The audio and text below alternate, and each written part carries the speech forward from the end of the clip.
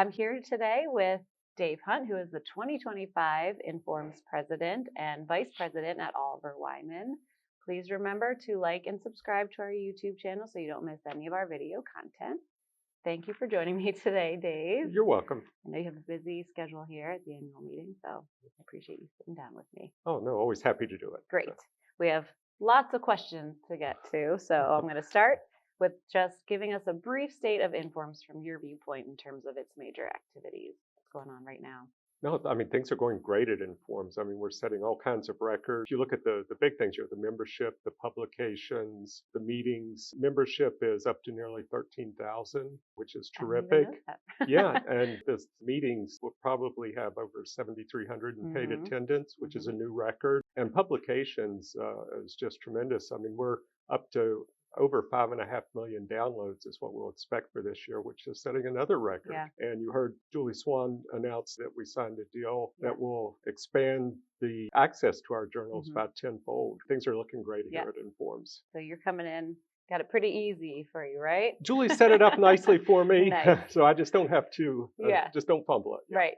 Well, your predecessors have spoken a lot about Informs finances, and you know, we've been in an operating deficit due to the pandemic years. So how will Informs continue its financial recovery and growth during your presidency? Well, when I was treasurer of Informs for 4 years, we set up a 5-year financial plan to get us back to a balanced budget. And under Susan Martinosi's leadership as treasurer, we're actually doing better than that plan. Okay. So things are looking good. I mean, we're still running a deficit. It's not as big a deficit as we were. Board just patched the budget yesterday. That greatly reduces the deficit. We think within the next year or two, we'll be back to a balanced budget. So, and it's really due to a couple of things I'd like to mention. One is the members have really stepped up. I mean, the records I was just talking about, membership increasing, record downloads, record attendance at the meetings helps to drive more revenue. That's helping out a lot. And then you and the staff have been doing your part. When you really tighten the belt, you help cut expenses.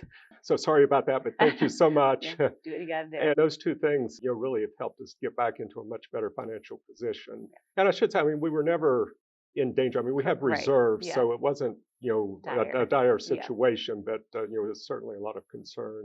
But we're feeling a lot better about it now. Yeah. But we've always been really positive about it.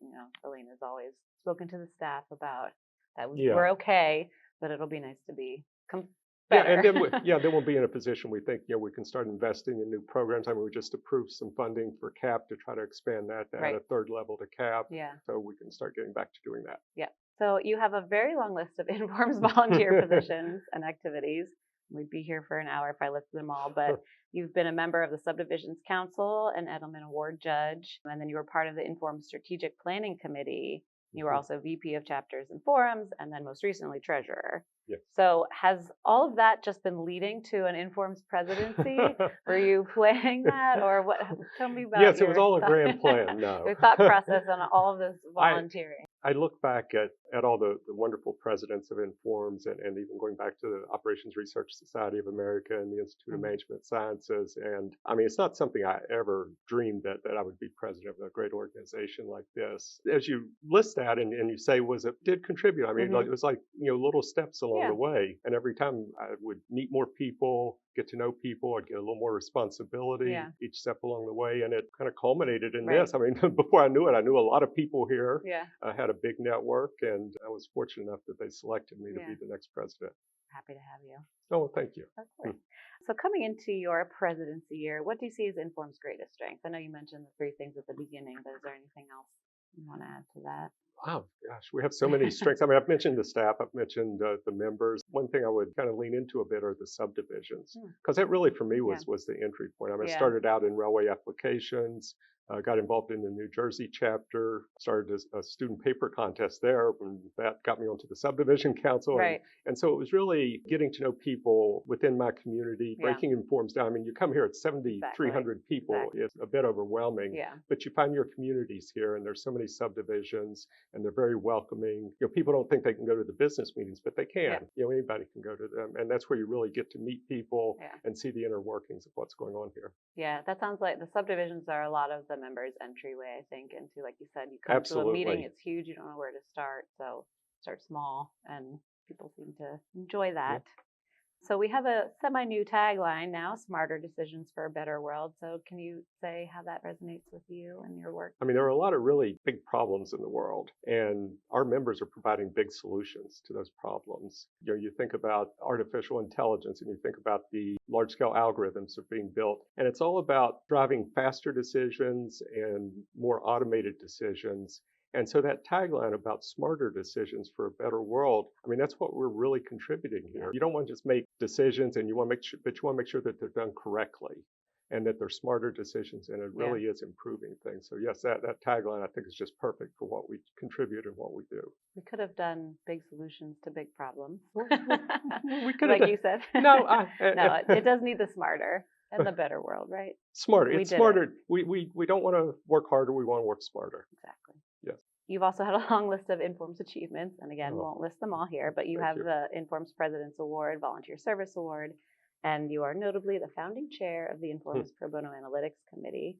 So can you tell us about your experience of getting that program specifically up and running? Because it does seem like very near and dear to your heart.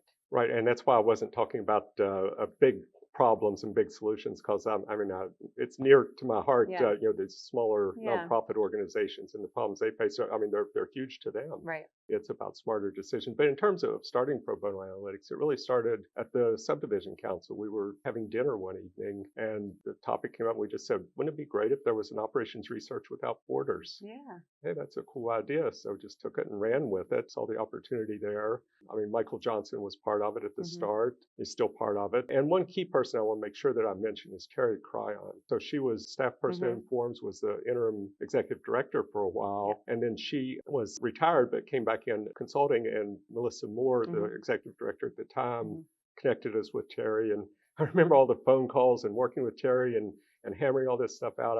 I was on a project in England at the time for work, and I was calling Terry like every day from England, trying to hammer the details of all this. I mean, it's an exciting time. It was really fun, and we put a lot of effort into it. And I think we've built a nice structure that hopefully will have a long life here at Informs. It's now in its third year. We started it in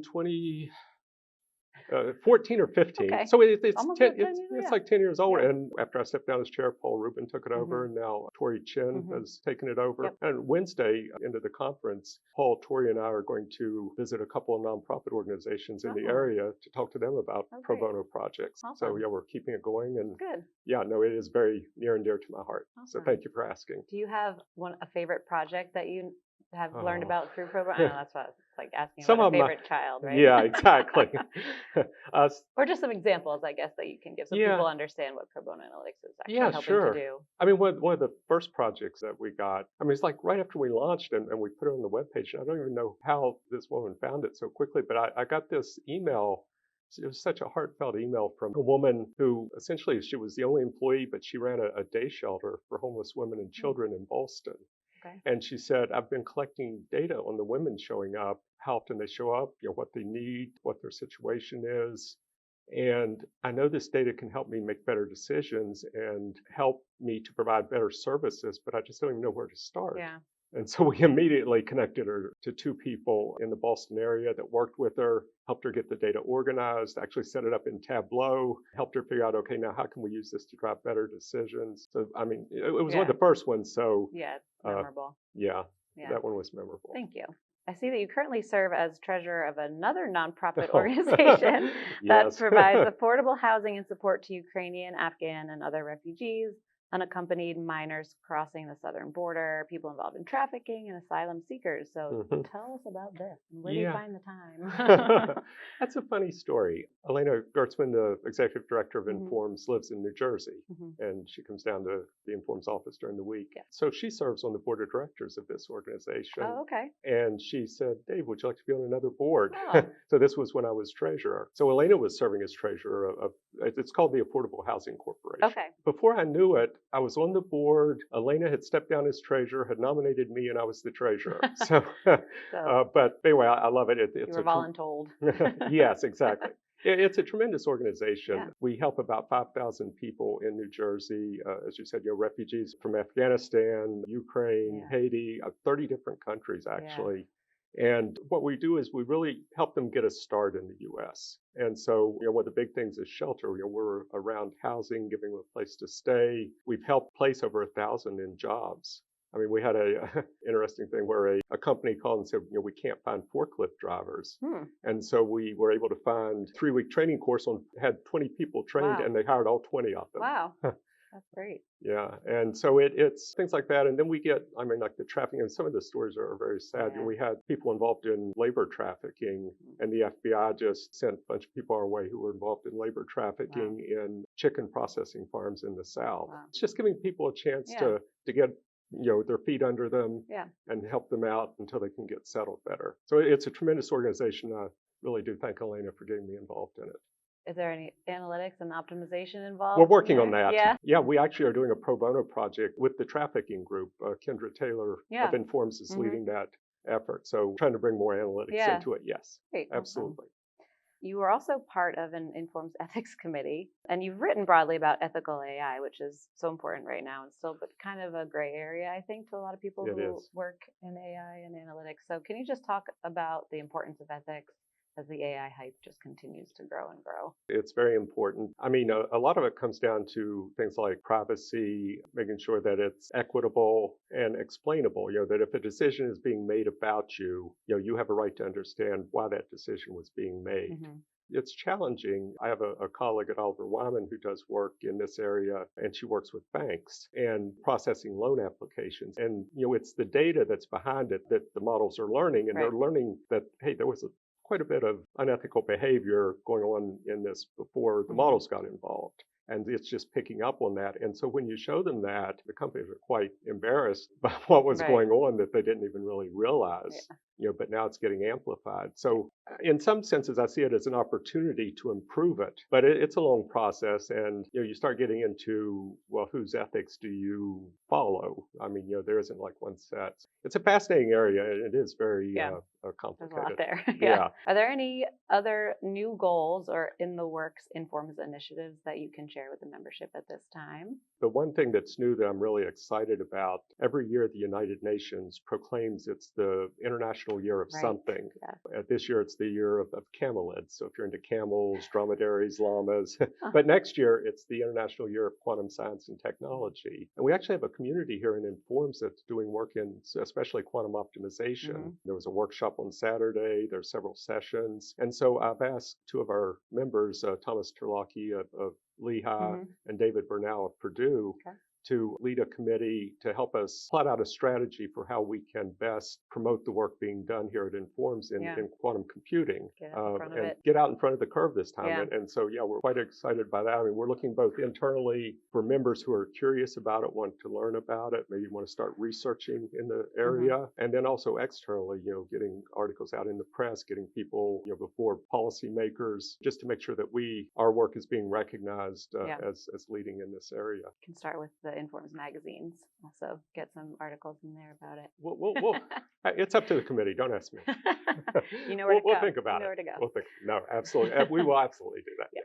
So tell us a little bit more about yourself. What drew you to operations research and analytics in the first place? How'd you get here? I actually came at it through transportation.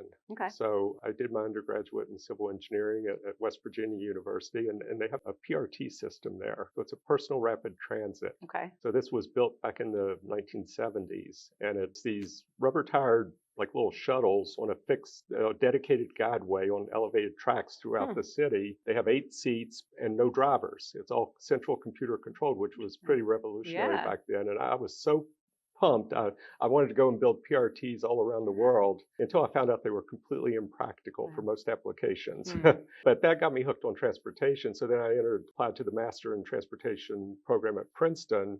At Princeton, it was the Department of Civil Engineering and Operations Research. And so that's where I got introduced to operations research. I was taking classes from people like Warren Powell, who's well known here at Informs, John Mulvey, Alan Kornhauser, and others. I found out that was really what I liked doing. Because I loved math. I loved applying it to real world problems, and that got me hooked on it. Never looked back. Never looked back. Great. So you mentioned a couple people, but did you have other mentors or others that played significant roles in your education and your early career? Yeah, I mean, quite a few along the way, Yeah. of course. Think about my high school math teacher. Okay. How many people at Informs, credit their math teacher?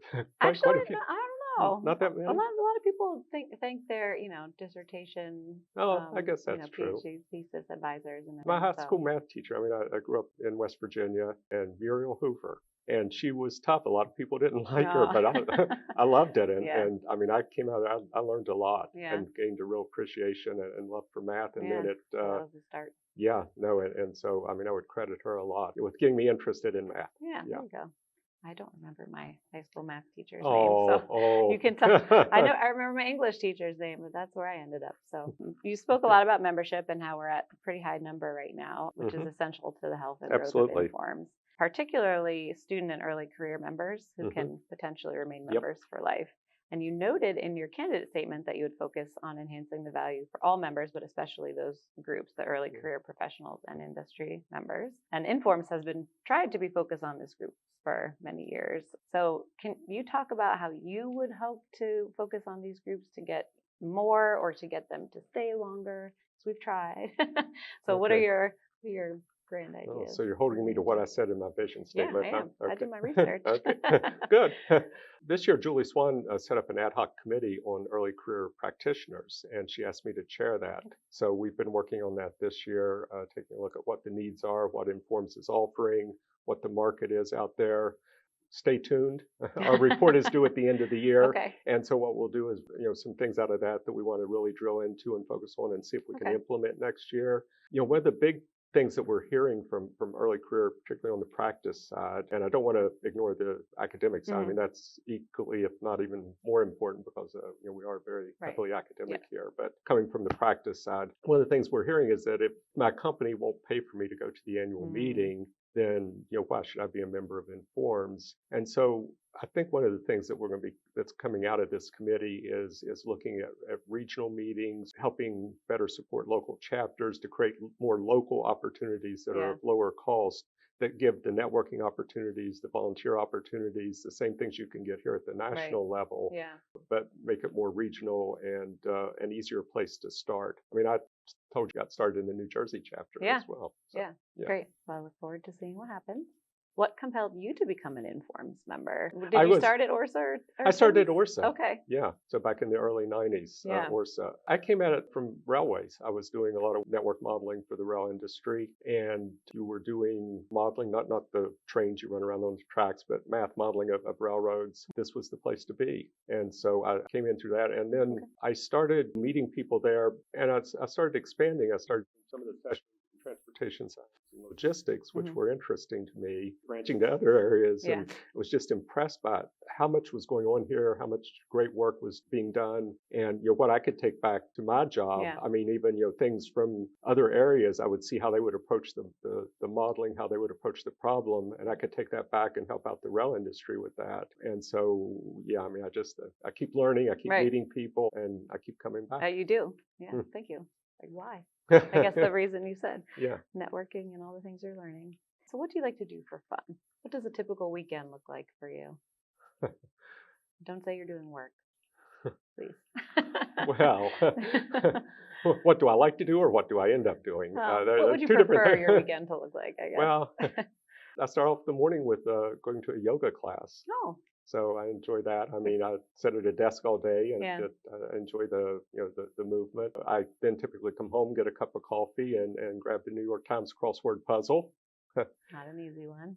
No. And then after that, either depends on what needs to be done around the house, yard work, things around the house, or I get caught up on everything I should have done for Informs or the Affordable Housing Corporation. Sorry. and then go out to dinner with my wife and watch a show. Yeah. So. Sounds like a lovely day. Yeah, no, it is. Good. I enjoy it. Good.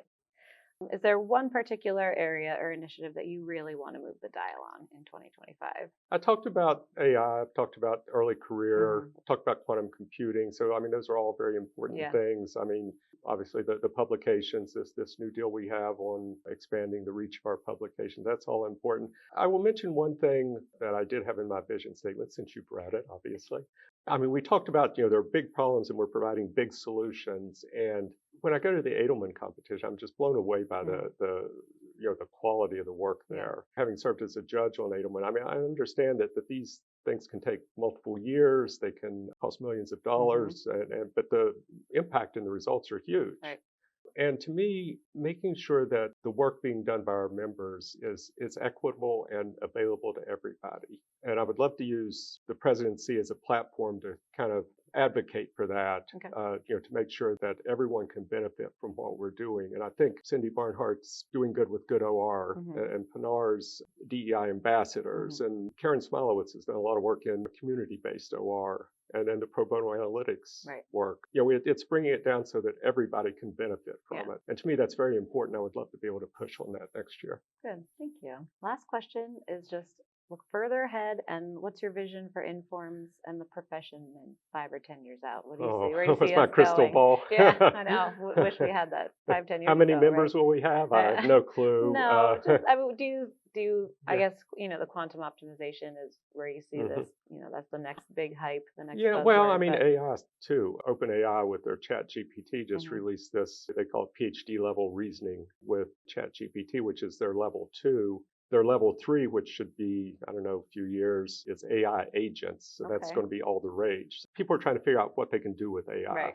Like, okay, it's cute. It can write an email for me, but where's the real time savings? Yeah. And these AI agents are going to be trained to be able to do specific tasks. So it's going to become much more embedded in the way things get done. And so I see that. I see the quantum computing in terms of the ability to create even larger, more powerful optimization models. So I think this community is right at the center of all this. It's all about driving smarter decisions for a better world. Perfect ending. Thank you so much for sitting down with me today. Thank you. Hopefully the members got to learn a little bit more about you and what's going to happen next year. Yeah, I hope so. I'm really looking forward to it. And again, I really appreciate the membership giving me this opportunity. Of course. Again, happy to have you.